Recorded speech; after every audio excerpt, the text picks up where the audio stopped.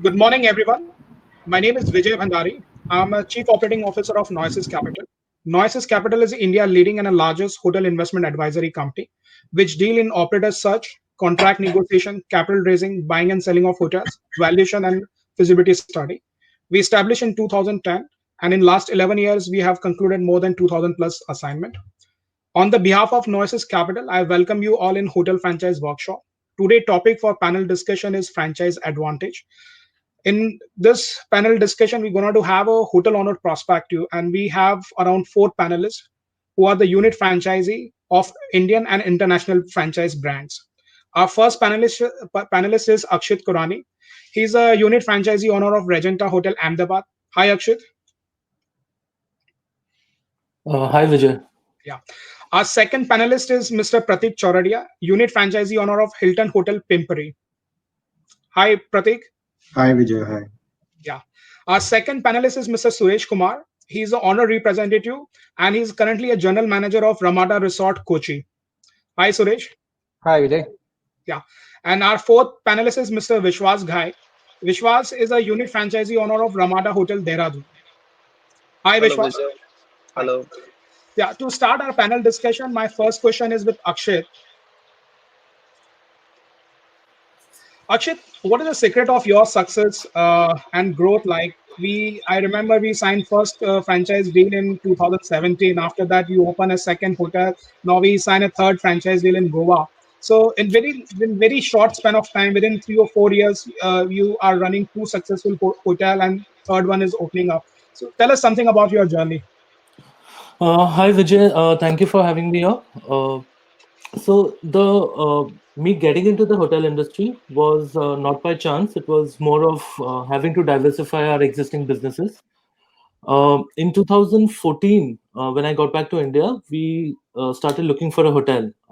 We found a deserted building in center of the town. Now this building was a triangular plot where no one wanted to invest in or no one wanted to buy that property. We saw a vision for a hotel in that property, so we bought it for almost 25% lower than the market value. We converted it into a nice 44-room boutique hotel. We ran it for a year and we sold it to an investor for 2x the amount.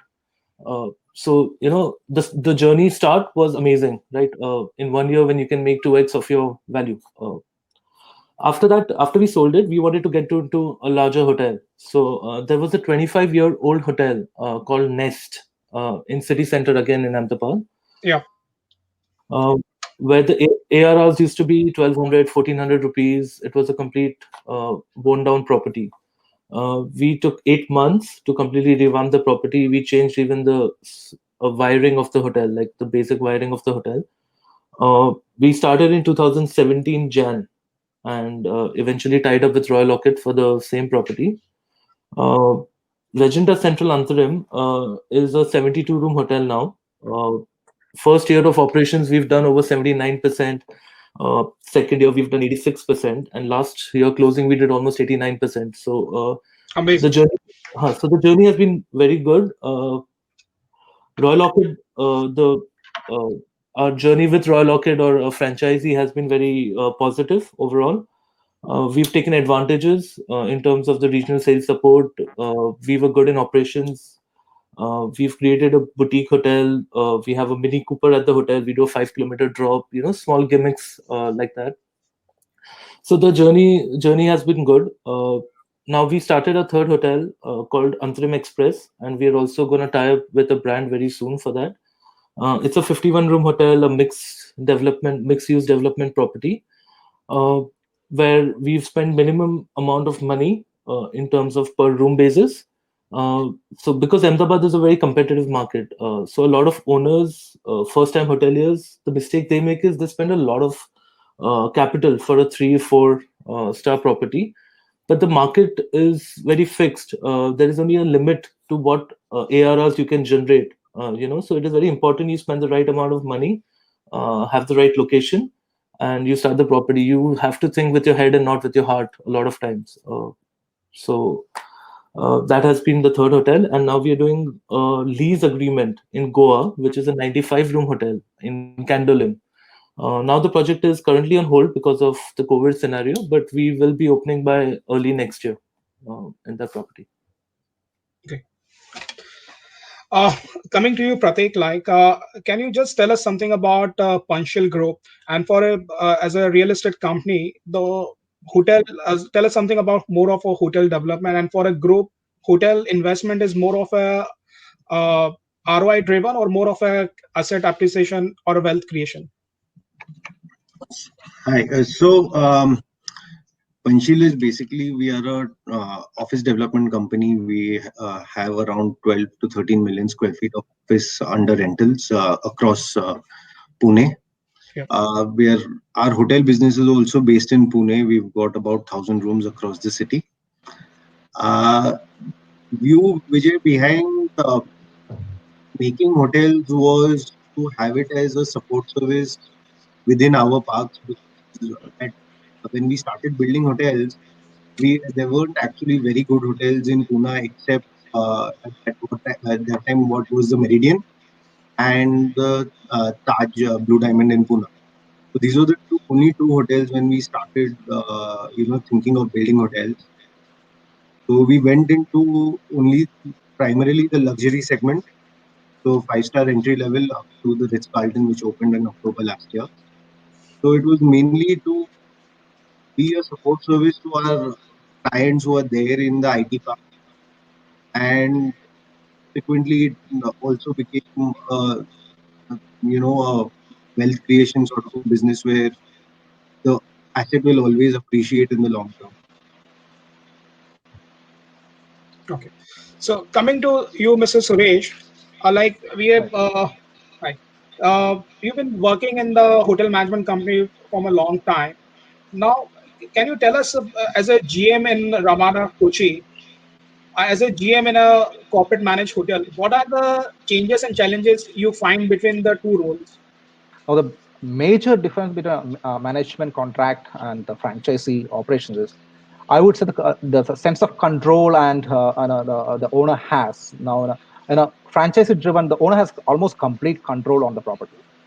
That's not possible in a management run property. I mean, you don't have much say in the day-to operations or in a budgetary. I mean, budgetary, of course, they consult the owner, but are the standards and the quality of things, the items decided, you don't have much control over. So expenses Sure. can be get beyond thing. So that's the main thing about it. So you have control more in a franchisee property. Okay. So coming to you, Vishwas, what's make you interested in hotels? Hotels. I've been fascinated since childhood because hotels was one of our secondary businesses at those times. And obviously, once I came back to my education, I was in Switzerland for a while, 2.5 years with Leon. Shifted to Australia, worked in hotels. More hotels were a passion since I was a child. Maybe so something that is fascinating about something, and then you see, okay, you want to be a hotelier. And then after that, I came back to India in 2016, January, and we had an existing property. We had two more properties, but we said, all right, we'll do something with hotels should be and start refurbing it. And at that point of time, I say we hardly had any hotels in Dehradun. So there was just 4 Points by Sheraton, one Lemon Tree, and Dehradun was one potential market where we looked at. So we started refurbing this hotel, and every month we said, okay, one more floor, and had to get the maps revised at least thrice in 1 year. But we made sure that the property was operational by the end of July 2017, and January 2017 we signed up with Ramada, I think so, through Noises at that time. And since then, this has become something where there has been a lot of learning and the sense of getting into the hotels and the way you treat people and the kind of challenges you face sometimes. It is something someone who has worked down in the core can understand. So it is always said, you can throw a hotelier out of a hotel, but not a hotel out of a hotelier. So that is something. Well, do everything, but with us, it is at the end of the day, we're going to come and stick to the hotel. And yeah, theek hai, anything but hotel. So that Okay. is something what makes me a hoteler, what drives me to be a hotelier sometimes.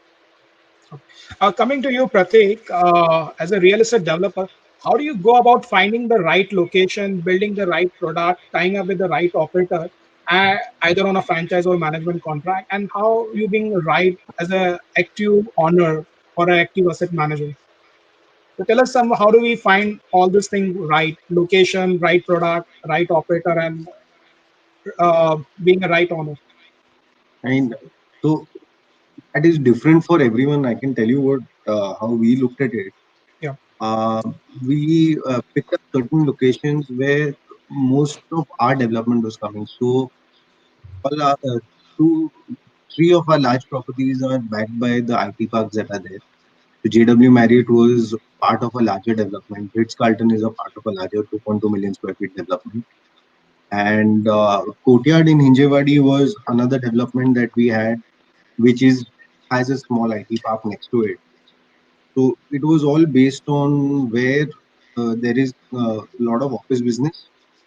So location was close to offices and mostly offices that we built.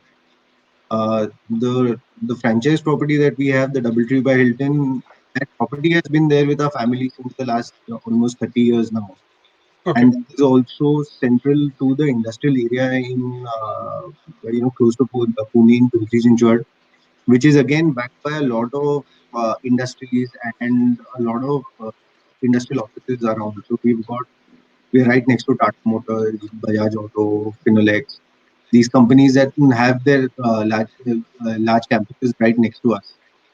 So location wise, we've always tried to be in key locations, and it's worked very well for us. Okay. My next question to all the panelists: what are the 4 or 5 pro and cons about franchising? If you can enlighten, started from Akshat. Okay. So I think the first thing which a franchise helps you is recognition of the hotel in Okay. that specific market.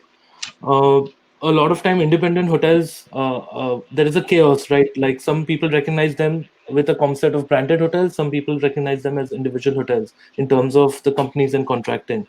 So Yeah. there's a clear pool of concepts when you have a brand coming in. Uh, the pros of having a franchise is you have the total finance control of the property.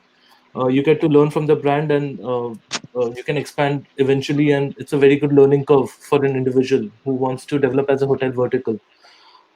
In terms of cons, the biggest con is that your individuality of the hotel. So for example, my hotel was called Antarim, is nowhere, right? So now my hotel is always known as a Regenta hotel and not as a Regina Central Antarim comparatively. So your individuality always gets hurt, but that is something you lose out when you want to recognize yourself or a hotel as a brand. Suresh. Yeah, right. From I would say one of the biggest con in franchisee, the decision making for the owner. For example, if you want to do a new outlet, introduce something, you really don't have to go through a lot of bureaucratic thing in a management contract. You have to get permissions. They have to send to the corporate approval. The designers come or whatever. I mean, that's a big thing in the fast paced society now and competition. You need to have change things as soon as possible. So the decision making is a big positive, in I would say. On the flip side, the thing is, the owner is not bound by any capex investments. So that can be an issue also, because the owner has at his, I would say, comfort level and finance available. He can do a capex, even though it might be a immediate thing. He might. Vishwas. Yep. Yeah. If you like to Correct. contribute, what are the pro and cons Yes, of? for sure. So obviously, first I would like to continue what Mr. Suresh was saying when it comes Yeah. to the capex. By the time you're doing it right, I believe the brand does not have a problem, and it is a great relief. So obviously, Sure. there are certain things that are mandatory when you talk about fire escapes, your basic utility of hygiene and safety. Leaving that apart, because everyone has to follow, they teach you how to do these things, and for someone who does not own a brand and from nothing wants to become a hotelier, franchise is one good way to move. And secondly, the flexibility of operating the hotel. Again, you get all the operation supports, the backend support that you require. You get the right guidance, and anytime you can just pop up to them and say, "Boss, this is what I'm facing, and this is what we need." So anything that is there, they go out of the way to help you out, and they're there to guide you. And it is good. It turns you into a better hotelier, I would say, as compared to a managed property, where you can't do anything. There are hardly any things that are in your control. So everything Yeah. has to be given to the management side, and there's hardly anything in your side. There are some fixed expenses. Same when you come towards the franchise side, you can rotate your funds. You can sort the situation out according to yourself, and obviously it is up to you to what extent can you go to make your hotel one of the best hotels. We do have certain examples in the country, so I think the franchise module is something. And when we call about cons, I don't think so there is any con, because from nowhere to everywhere, this is what a franchise gives you. If I have a brand from Surbi, no one knew. Maybe in the small town city, 100,000 people know it. But when we talk about every one of us owning brands, so the entire Sure. country somewhere knows, yes, there is this brand located in this location. So Great. yes, that is there. Okay. Pratik, you like to add on this, the pro and cons of franchising? Sure. So, a couple of things that realized while running a property. So, we took on Doubletree by Hilton mainly because it was easier to attract talent. There has been a great shortfall in employability of a lot of people starting at a junior level going up to a higher level, and especially when you're a standalone, it Yeah. doesn't you cannot generally attract great talent is what we thought at that time. So, having a franchise behind you, it always helps because you've got an international brand plus international booking platforms. So a lot of work becomes easy when you're a standalone as compared to when you're a standalone. Uh, Franchise, another reason why we took on was that in that time in Pune, the rates were really low for almost all managed hotels. And we wanted to position ourselves higher. So that time we really held our ground. We used to have, single digit occupancy we had for the first 4 to 5 months.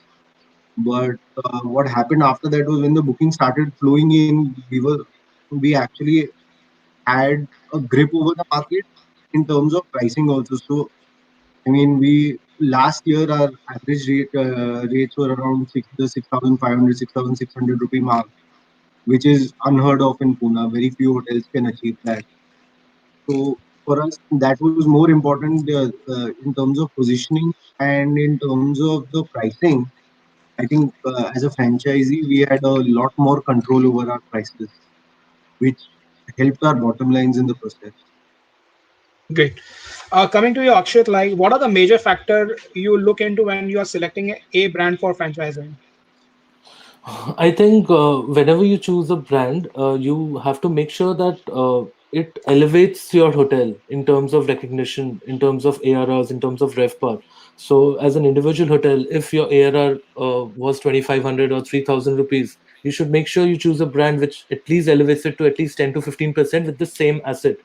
Now, obviously, a brand coming in, your asset needs to be completely in line to what the brand is asking you for it. But with the name of a brand, you obviously have that excess ARR, which you can generate from a specific property. The franchise we generally choose is people who let us have individuality to our properties. So none of our properties are very standard based properties, right? Uh, in the Regenta Ahmedabad, every floor is a different color, for True. example. We have a Mini Cooper where we do 5 kilometer drop. We have Amazon Fire Sticks in the room. So we target a lot of young guest, and that is what I want to live in. That is one of the hotels I want to live in, so that's what I want my guests to experience. So the brand never interferes in terms of doing something out of ordinary. So I think choosing a brand which gives you the right support is also very important. So if I ask you an add-on question, what sort of hotels you advise franchise for? What sort of hotels? Like if you have to, like if there is a lot of standalone hotel, so what sort of standalone hotel you advise going franchise for?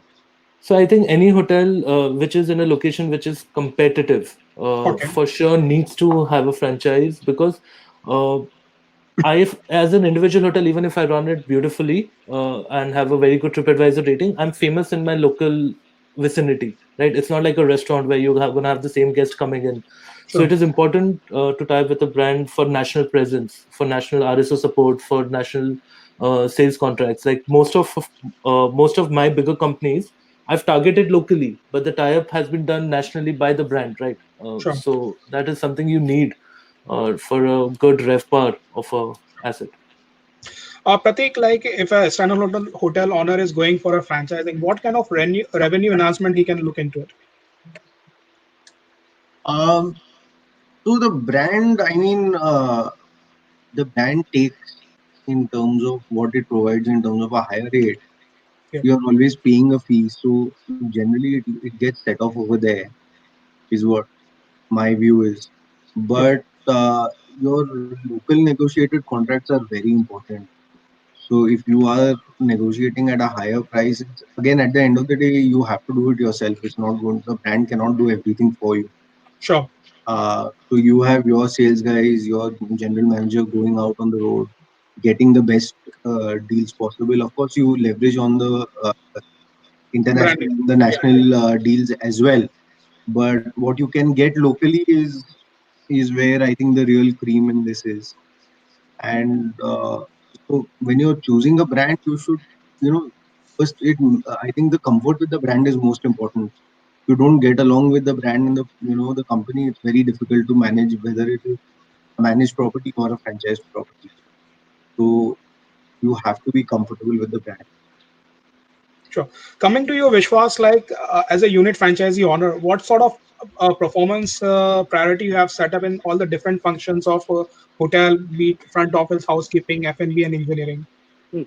So, keeping all in one line, I would say obviously they operate separately, but there are three, four different things. For example, for front office, we make sure our grooming, and as whatever we say, in this industry, first impression is the last impression. Sure. So everywhere where the guest goes and he takes an impression in the hotel, we want it to be the best. So, for example, the check-in time, as Wyndham says, it has to be 1 to 3 minutes. All right, it is fine. Sometimes it is legal. We take it out. Average 4 minutes is our check-in time. The comfort level when the guest is checking into the hotel, the performance, the grooming of the staff is very important. The way they greet is very important, and obviously, same goes for our F&B team. Their timings, their grooming, and the way they deal with the guest. Also, we give a very good leverage to our staff on the purpose of on the prospect of discounting. For example, someone who is there, we have a lot of walk-ins in a restaurant. Our restaurant does well, so we do give that leverage to have those what do we say discounting parts at the any steward or any of our staff members can give that discounts or an opportunity to the guest if he thinks or believes the guest is would be our repeat customer. And what we see is somewhere around we Sure. do have a 40% repeat clientele in our F&B part, and same goes with our room divisions part. So more than the infrastructure, we believe in personalized services, and this is how I think so. We have started to get our repeat customers with us, and especially enrolling them with our loyalty programs with the brand. Okay. Coming to Yeah. you, Akshat, like how important is a brand name to tap the corporate booking, RFP business, MICE, and the group travel? I think in terms of we'll start with RFP. In terms of RFP, you need. I think most companies will type only with a brand, right? So, a Sure. Samsung, for example, is not going to give an RFP to an individual hotel because then he has to tie up with so many individual hotels in other cities, right? It might as Sure. well tie up with Marriott or a Royal Lockett or a Ramada in this case. So it has access to a lot of hotels. In terms of corporate type, it's the same thing. We target a lot of local companies in the Yeah. city where we know we get a lot of business being a franchisee. And for the head offices, we contact our RSOs in Royal Orchid or in any other brand in this case, and they help us close the contract in the national level. Okay. So it helps a lot in terms of the regular business coming in from the national companies where you could not have your presence in those cities. Okay. Uh, in terms of travel agents, again the same thing. These brands have a lot of tie-up with a lot of travel agents all around, and so you get a lot of support locally. So I think in terms of sales, it's a no-brainer.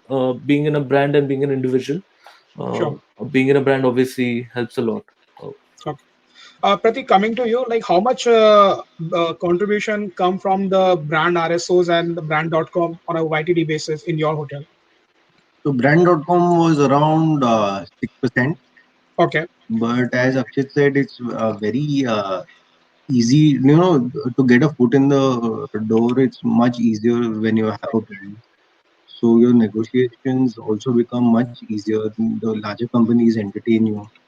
So in those terms, the brand has a much larger effect than what you get only from the brand. Okay, and how much business you get from the RSOs, the brand RSOs, regional sales offices? Mm, I think around another 2-3%. It's not much. Not much. Okay. It's up to The, you at the end of the sorry. It's up to you at the end of the day whether to take that business or not. We've got pretty strong local negotiated contracts, okay. so we don't have to depend much on that. We depend on them mainly for the weekend business where it's a little problematic in the industrial area. Sure. Sure. And how the brand loyalty works in your case as well as in Akshat and Mr. Vishwas? That do you get a lot of brand loyalty Yes, customers coming? yes. The brand loyalty does work, I would say, because I would start with the loyalty program and looking at the brand loyalty as well. We began in 2017 and until 2019, and not counting the 2020. We were the highest seller of our reward system, Pan Asia. Okay. And what we see and what we have recognized, we at least have a 30% as a repeat customer. So that is Okay. a very positive sign for us. Obviously, Dehradun being a transit market, so there is a lot of travel and travel again and again that is happening. But choosing one property over other properties, because the four branded hotels, we have Lemon Tree, we have Four Points, we have Regenta, we have this. What we see that we do get that connect with the guest, and this is actually one of the best programs that is actually going around at this point of time. So Okay. yes, it does work. It does work. So, what all revenue enhancement activity as a franchisee owners you are doing in your hotels? This question is to all panelists. Akshay, Vishwas, Pratik, you can contribute. Sorry, I Revenue didn't. enhancement activity you are doing in to increase the revenue in your hotel. So I begin with it. We sell a lot of loyalty programs. Again, the local loyalty programs to Okay. pull our local business, because when we talk about our room occupancy, Yeah. we are doing good. So, we YTD operate on 88 to 90% occupancy prior the COVID, obviously. And when we talk about our F&B, because we are not a mice-driven business, so Okay. we need a lot of restaurant movement. We need a lot of small kiddie parties happening, pool parties happening. So we have gone up with a loyalty program where one person buys the loyalty program and then they invite their friends, and obviously we have them come again and again. As I said, we do give our staff leverage or our employees the leverage to connect to the customer in a certain manner where they can offer discounts or push this up, and obviously they do have incentives. But we have seen a jump of at least percent in our F&B revenue just because of these loyalty programs and the way we push our student kids to promote their food or whatever business that we're doing right now. Okay. So coming to you, Pratik, like now you have 5 to 6 managed hotel and one franchise hotel. So the cost of operation is higher in a managed hotel, or is it higher in a franchise hotel, or is it vice versa, is lower in a franchise compared to a managed hotel? Luckily for us, most of our hotels are at par, whether it is franchise or managed. Okay. As a group, we don't we have a very good asset management team that makes sure that profitability levels are high across all the properties. Okay. Even when it comes to holding on to pricing and all, we've been very prudent about it, where we do not allow the prices to drop, even though we have to take a hit for some time, Okay. just because I mean the hotel is of course supported by a much larger commercial complex. These calls become easier. So overall, our profitability, profitability is at a very healthy level because we hold on to the rates. We don't let them drop the rates. So that way, let it be managed or franchise, our profitability levels are pretty similar. Okay. Coming to you, Vishwas, like what are the activities you are doing to promote the F&B? Again, what we said, we are too much into the local memberships. Okay. When especially it comes for the members, or when it comes to F&B, because there's one place, and obviously it helps our room division as well. There was a lot of reference that work. Okay. Only deal on the rack rates. If we we excuse me. So we only work the rack rates. There is no bar rate available at that point of time with membership, and also it gives us certain bulk amount. For example, we have 1,100 members and we are charging 10,000 rupees per membership. So Okay. obviously there is a jump of at least 5 to 6% in the revenue. And obviously, when these guys come back to you, and you have 1,100 people who will be coming to you throughout the year, so again, the revenue does go up. So that is one way we promote our F&B, and we really have to promote it. And we also push it into the IRD services as well. Our Okay. IRD services does as good as our, daily dining services or the fine dining restaurants. So, Okay. sometimes we do have that it is on a higher side. So yes, it does. Suresh, can you hear me? Yeah, again, I'm so really apologize for that small issue Okay, we had. not an issue. So, my question to you is that how do you find the good talent and staff in a franchise hotel? Because if you are a part of a managed hotel, there is a corporate office which will always support you. But in franchise hotel, how do you find the good talent, good staff, and what are you doing to develop that talent to improve their productivity? Right. Now, like I said, management contract is very easy. You have a corporate training house, you have corporate HR who gives you all the help. But in franchise, the thing is, you have a brand name. Said and done, every franchise you have like their own brand. The brand itself attracts the talent to you. Sure. Now, and then of course the issue is in the cities you have your all the other brands. So how do you get the best of it? Now we have a lot of things like we do a lot of promotion on social medias like LinkedIn, even Facebook. If there's a vacancy, we promote those.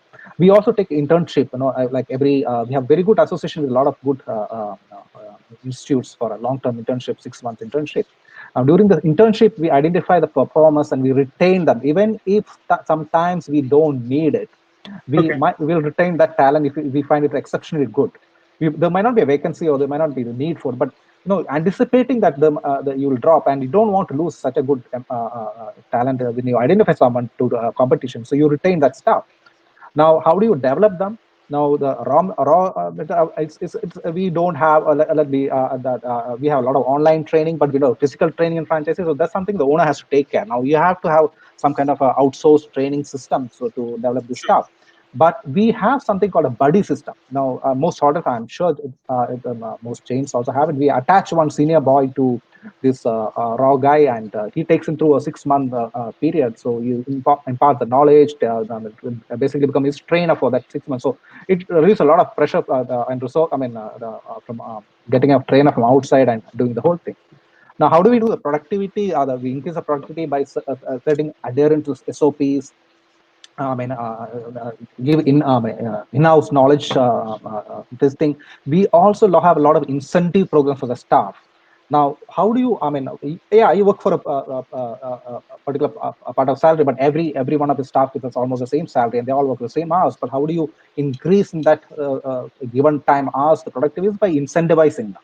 Instead Okay. of sharing the whatever, to an agent or to outside agency, think of giving a 5%, 8% commission on something you can think of. I mean, we have some programs running here, which has been really, really excellent. I mean, the returns have been good, actually. Okay. That's my take. Coming to you, Pratik, like, does your franchise brand help you in annual budgeting? Assist you in annual budgeting? Yeah, I mean, we've got some support. So someone comes down from the brand guys come down from Singapore. Yeah. There is a training session once every year where Okay. they help them go through the entire system, update to what is happening new globally. Sure. They are consistently evolving, spending on their R&D and to better themselves as a brand, and in effect better the hotels also. So there is a lot of support from the brand when it comes to uh, just the way the hotel should run Yeah. in terms of whatever is happening new globally. And also they of course they help in budgeting. The budget I decide with my team anyway, but they do help in giving certain key markers while budgeting. Okay. My next question to Akshay, Pratik, and Vishwas: if you get an option to undo what you have negotiated in a franchise contract 3, 4, 5 years back, what are the 2 or 3 clauses which you like to renegotiate with the brand, which you think like if I get an option, I can want to renegotiate? Akshay, you can start from you. I franchise contracts are very limited and Yeah. very concise that way. So there's not a lot of complications in Okay. terms of you getting stuck with a lot of things. Yeah. Uh, I think one thing sometimes you're scared is that what happens to a brand when the brand itself tries to sell itself out. Or like for example what happened to Keys, lemon tree buying, or it happens to many other brands in that case.